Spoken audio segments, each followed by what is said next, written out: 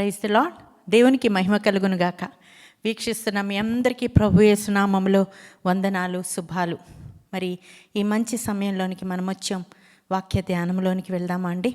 లూకా సువార్త 5వ అధ్యాయము 4వ వచనంలో చూస్తే ఇక్కడ సీమోను మరి చేపలు పట్టే పనిలో మరి తన యొక్క మరి మనుషులందరితో మరి రాత్రంతా కష్టపడ్డాడు, రాత్రంతా ప్రయాసపడ్డాడు.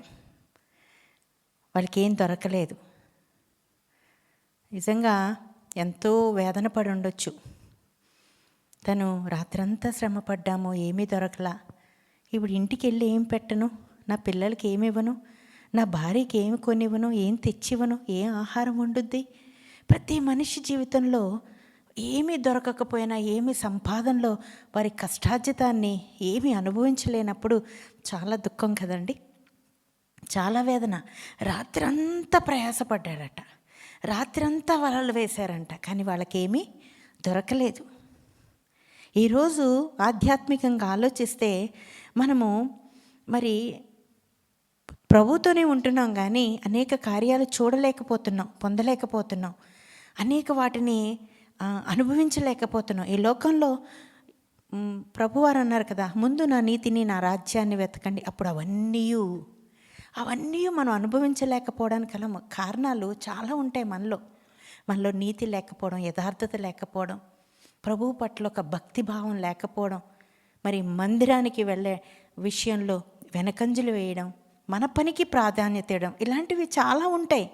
యోబు గ్రంథంలో ఒక మాట ఉంది చూడండి, 3వ అధ్యాయము 21వ వచనంలో ఒక మంచి మాట ఉంది. ఏమంటున్నాడంటే, వారు లోతుగా త్రవ్వుచున్నారు కానీ వారికి ఏమీ దొరకటలేదు.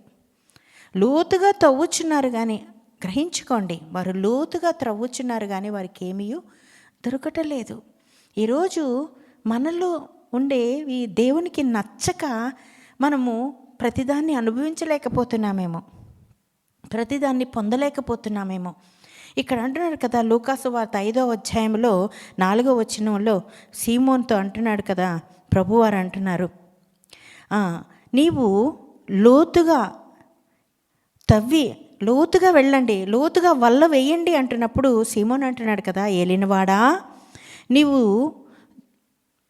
సీమోనుతో అంటున్నాడు యేసు ప్రభువారు, నీవు లోతుగా వెళ్ళి నడిపించి చేపలు పట్టుకో, మీ వల్లను వేయడని సీమోనుతో చెప్పగా అని ఉంది ఇక్కడ. అయితే అప్పుడు అంటున్నాడు కదా, సీమోను అంటున్నాడు కదా, ఏలినవాడా, రాత్రంతయు మేము ప్రయాసపడితిమి కానీ మాకేమీ దొరకలేదు.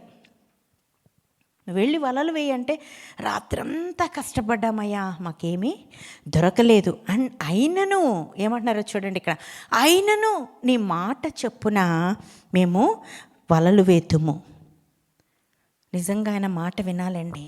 రాత్రంతా కష్టపడి మళ్ళీ ఉదయం వచ్చి ప్రయాసపడి కిందకి వల్ల వేసుకొని అన్నీ వేసుకొని ఇంకింటికి వెళ్ళిపోదాం బాధపడుతూ మనసులో వేదన పడుతున్నాడు.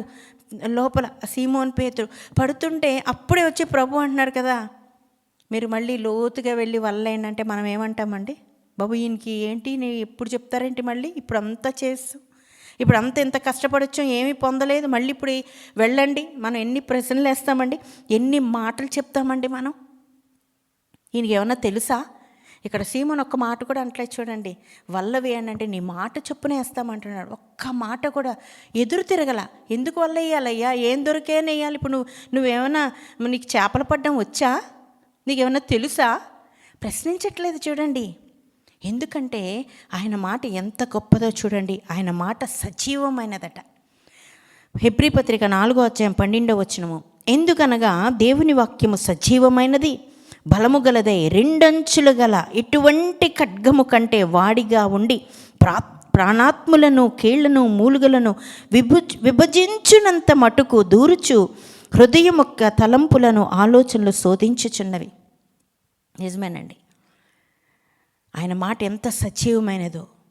అంటే ఆ వాక్యం ఎలాగెళ్ళిపోతుంట, సజీవమైన వాక్యం ఎలాగెళ్ళిపోతాట, ప్రాణాత్ములకు, కీళ్లను, మూలుగను విభజించినంత మటుకు, అంటే ఒక సూది దూరినంతగా లోతైనట్టుగా ఆ అనుభవము మన తలంపులు, ఆలోచనలోకి వెళ్ళిపోతాయట, మనం శోధిస్తుందట. ఆయన వాక్కును మనం వింటే, ఆయన మాట వింటే, నీ మాట చొప్పున అని మనం ప్రవర్తిస్తే, ఆయన మాట చొప్పున మనము చేస్తే, నిజంగా ఆయన వాక్యము ఎంత యథార్థమైనదో కీర్తన 33:4 ఉంది. ఆయన వాక్యము యథార్థమైనది, ఆయన మాట యథార్థమైందండి. అందుకనే ఆయన చేయునదంతయు నమ్మకమైనది. ఆయనకేం తెలియకపోవచ్చు, ఆయన వల్లేసి ఎప్పుడు పట్టి ఉండకపోవచ్చు, కానీ ఆయన మాట సజీవమైనది, ఆయన వాక్యము సజీవమైనది. అందుకనే సీమోనుతో అంటున్నాడు, నీవు లోతుగా నీ దోణిను తీసుకొని వెళ్ళండి అని యేసంటే ఏమీ ప్రశ్నించలేదండి, ఏమీ ప్రశ్నించలేదు. ఆయన నీ మాట చొప్పున, సరే తండ్రి నీ మాట చొప్పున వెళ్తాం. అదే మనమైతే ఒక సేవకుడు చెప్పాడు అనుకోండి, ప్రార్థన చేసామండి అంటే మళ్ళీ చేయండి, వాక్యం చదవండి, ధ్యానించండి, దేవుని విడిచిపెట్టకండి, స్తుతులు చెప్పండి అంటే, ఇప్పుడు దాకా చేసింది అదేనయ్యా మేము, ఇప్పుడు దాకా మేము అదే ప్రార్థించాం. ఎన్ని ఉపవాసాలు చేసామో, ఎంత పరిచర్య చేసామో, ఎంత గొప్పగా చెప్పుకుంటామో. మనం చేసిన మంచివి కానీ మనం చేసినవన్నీ ఎలాగట మురికి గుడ్డతో సమానం అంటున్నాడు. మనం అలా ప్రశ్నిస్తే వాటిని ఏం చేస్తాడో తెలుసా అండి, విలువ లేకుండా తీసి పడేస్తాడు. నీ మాట చొప్పున నేను చేస్తానయ్యా అని నువ్వు నేను అనాలి. నీ మాట చొప్పున మేము జీవిస్తామయ్యా అని నువ్వు నేను అనగలగాలి. నీ మాట చొప్పున మీరు ఏమి చెప్తారో, ఈ వారము దైవజనుడు ఏ వాక్కుని అందించారో ఆ వాక్కు ప్రకారం ఈ వారం అంతా మేము బలపడతామయ్యా అని నువ్వు ఎప్పుడైతే ఆ సజీవమైన మాటలను, ఆ సజీవమైన వాక్యాన్ని నువ్వు నీలోనికి తీసుకుంటావో వెంటనే కార్యాలు చూడగలుగుతాం. సీమోను ఎదురు తిరగలేదండి, నీ మాట చొప్పున మేము వెళ్తామని ఏం చేశారటండి, వాళ్ళు మరి వెళ్ళారటండి, ప్రశ్నించలేదు. మరి దేవుడు యేసయ్య ఏం చెప్పాడో, లోతుగా వెళ్ళండి, లోతుగా వేయండి అన్నప్పుడు వాళ్ళు వెళ్ళి వారు వల వేసినప్పుడు వారు వలలంటే ఎలాగైపోయినాయి అంట, చేపలతో నిండిపోయినాయి. అనేక రకాలైనటువంటి చేపలు, రొయ్యలు, పీతలు ఎన్ని పడ్డాయో ఎందుకో తెలుసా, అవి పిగిలిపోయేటట్టుగా అయిపోయినాయి. ఎన్ని పడితే అలాగా పిగిలిపోయే స్థితికి వెళ్ళిపోతాయండి వలలు. ఆ వలల్లో ఎన్ని పడ్డాయో చూడండి. అవన్నీ తీసుకొని మోసుకొని రాలేక ఏం చేస్తున్నారో తెలుసా అండి, మిగతా వాళ్ళు బోట్ల మీద వెళ్తున్న ఆ చిన్న చిన్న పడవల మీద వెళుతున్న వాళ్ళని సైగ చేసి పిలుస్తున్నారంట, పట్టుకొని మాకు సహాయం చేసి రండి, వీటన్నిటిని మనం తీసుకొని వెళ్దామని. అంతగా వారు ఆ రోజు ఆ చేపలను మరి ఆ వలలను నింపుకొని వచ్చారంట. ఎందుకు వచ్చారు? మాట వినడం వల్లే కదా. అందుకే చూడండి ఎంత మంచి మాట ఉందో యెషయా గ్రంథంలో 26వ అధ్యాయము 3వ వచనం, ఎవరి మనసు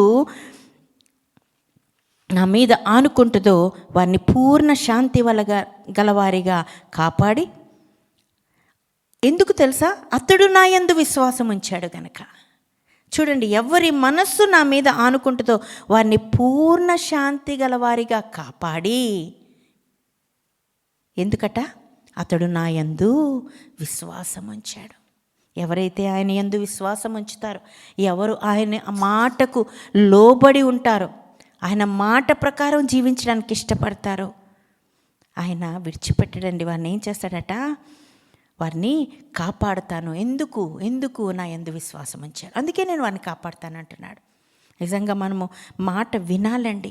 అంతగా వారు విశ్వాసం ఉంచారు కనుక విస్తారమైన చేపలను పట్టుకొని, ముందు మనసంతా ఎలా అయిపోయిందండి, దిగులు పడిపోయి మనసులో అనుకుంటున్నాడు, రాత్రంతా కష్టపడ్డాను కానీ నాకేమీ దొరకలేదు. కానీ హృదయ అంతరంగములను చూసే దేవుడు అండి, హృదయ ఆలోచనలు ఎరిగే దేవుడు. నీ హృదయంలో ఏ తలంపు ఉందో, ఏ ఆలోచన ఉందో ఆయనకు తెలుసండి. వారు నా మీద విశ్వాసం ఉంచుతారు గనక, నా మీద ఆనుకుంటారు గనక వారికి నేను ఏ కార్యాన్నైనా చేయడానికి ఆయన ఇష్టపడతారు, సిద్ధముగా ఉంటారు. నేను చేస్తాను అంటాడు ఆయన. లోతుగా తవ్వే అనుభవం మనకు ఉండాలండి. లోతుగా తవ్వే అనుభవం అంటే లోకానుసారముగా వాటిని తవ్వడం కాదండి. మాకు ఒక చర్చ్కి ఒక మెంబర్ వచ్చేవారు. వారు మాతో పాటు మేము వెళ్ళిపోతున్నప్పుడు మా ఇంటికి దగ్గరలో పక్కనే ఉండేవారు. ఆమె అనేది కదా, మా ఆయనగారు మరి జాబ్కి మార్నింగ్ వెళ్ళిపోతారమ్మా, నేను ఒక్కదాన్ని మీ దగ్గర ఉన్న చర్చ్కి అంత దూరం నేను రాలేను, నన్ను మీరు తీసుకువెళ్తారా అని అడిగినప్పుడు ప్రతి వారం తీసుకెళ్ళేవాళ్ళం. ఒకసారి ఒక వారం రాలా, ఏంటి ఒక వారం రాలా అని మా సర్వెంట్ని, అమ్మ వెళ్ళమ్మా ఒకసారి పిలుచుకురా అంటే వెళ్తే, అమ్మ తాళాలు వేస్తున్నాయి అన్నారు. అయ్యో తాళాలు వేస్తున్నాయి, ఎక్కడికి వెళ్ళిందో ఏంటో అనుకున్నాం. మరి నెక్స్ట్ మళ్ళీ ఆ వారం అంతా చూశాను, రాలేదు. నెక్స్ట్ ఆదివారం కూడా రాలేదు. అలా 2 వారాలు రాలా. ఇంకా నేనే తను ఏదో ఆ రోజుల్లో ల్యాండ్ ఫోన్ కనుక ఆ నెంబర్ ఇచ్చినప్పుడు వాళ్ళకి ఫోన్ చేస్తే ఎదురోళ్ళు ఎవరో మొత్తానికి వచ్చి ఆ అమ్మాయిని పిలుచుకొచ్చారు. ఫోన్లో మాట్లాడుతున్నప్పుడు ఏమ్మా రాలేదు అంటే, అమ్మ ఇక్కడ మాకు మా ఇంటి వెనకాల చాలా పెద్ద చావుడండి, అందులో మాకు లంకి బిందులు ఉన్నాయంట. మా అమ్మగారికి మరి పూజారులు అందరూ వచ్చారు, ఎవరో చెప్పారంటండి ఉన్నాయని, అందుకని అవి మా అమ్మగారు తవ్విస్తున్నారండి అని. ఆహా అలాగమ్మా, లంకి బిందులు ఉన్నాయా? మాకప్పుడు నేను చిన్నదాన్ని, నాకు అంతగా అవగాహన లేదు, అవి ఏంటి ఉంటాయి, ఏంటి జరుగుద్ది ఏమి తెలియదు నాకు. ఆహా అనుకున్నాను, అయిపోయింది. తర్వాత కొన్ని రోజుల తర్వాత మళ్ళీ ఫోన్ చేస్తే ఇంకా తవ్వుతున్నారంటున్నారు. ఏంటి ఇన్ని రోజుల, అవి ఏంటి నిజంగా అంటే అవి తవ్వుతున్న కొద్దీ వెళ్ళిపోతున్నాయమ్మా. బ్రాహ్మలు వస్తున్నారు, పూజారులు ఎంతమంది ఎన్ని హోమాలు చేస్తున్నారు, పూజలు చేస్తున్నారు, చేస్తున్న కొద్దీ వడక్కు వెళ్ళిపోతున్నాయమ్మా అని చెప్తుంది. నాకు నిజంగా ఎంత ఆశ్చర్యం వేసిందో. కొన్ని రోజులు చాలా కాలం నాకు కనిపించలేదు, చాలా రోజులు ఇంకా ఆమె రాలా. ఇంకా సరే ప్రార్థన చేసేవాళ్ళం, జ్ఞాపకం చేసుకునేవాళ్ళం, రాలేదు.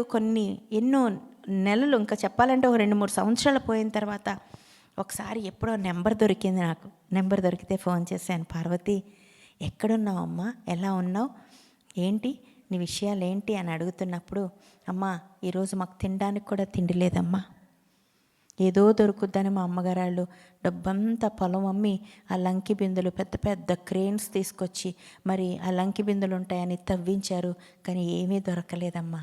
చూసారా, తవ్వడం అంటే అదా? లోతుగా తవ్వడం అంటే అది కాదండి. నష్టపోయి తినడానికి కూడా తిండి లేని పరిస్థితి ఆ బిడ్డలకు వచ్చింది అంటే ఎంత విచారమో చూడండి, ఎంత బాధాకరమైన విషయమో.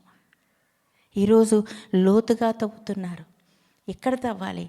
ప్రభు వాక్యంలో తవ్వాలండి. ప్రభు మాటలు, జీవము కలిగిన మాటలు, వాటి విషయంలో మనం ఎప్పుడు ఎక్కడ నుంచి ప్రభు మాటలు ఎలా వస్తాయో వాటి గురించి మనం ఆలోచించాలి. లోతుగా తవ్వుతున్నారే కానీ వారికి ఏమీ దొరకడం లేదు. నిజమే, ఈరోజు ప్రభువుని పట్టుకొని ఆయన మాట చొప్పున చేస్తే మనం అన్నీ పొందుకోగలుగుతామండి. మనం ప్రతిదీ సంపాదించుకోగలుగుతాం. ఆయన జీవము కలిగిన దేవుడండి. ఆ జీవము కలిగిన దేవుని మనము కలిగి ఉండాలి. మనము త్రవ్వినప్పుడు మన మాటలు, మన ప్రవర్తన, మన జీవితము లోతుగా త్రవ్వడం అంటే గొప్ప అయిన అనుభవం మన జీవితాల్లో మరి ప్రకటింపబడుతుంది. అది ఒక సువాసనగా వెదజల్లుద్దండి.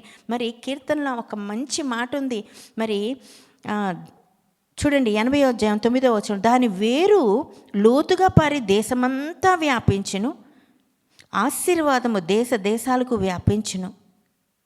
అంటే ఉదాహరణ ఒక మాట చెప్తానండి. దావీదు యొక్క జీవితంలో తన యొక్క దేవునికి ఇష్టానుసారుడైన మనుష్యుడిగా అయిపోయిన తర్వాత తనకు కలిగిన సొలొమోను యొక్క ప్రవర్తన, సొలొమోను యొక్క జ్ఞానము, సొలొమోను రాజ్యాన్ని నడిపించిన విధానం ఎలా అయిపోయిందటండి? దేశాలు వ్యాపించిందంట. అది దేశమంతా వ్యాపించును, ఆశీర్వాదము దేశాలకు వ్యాపించును.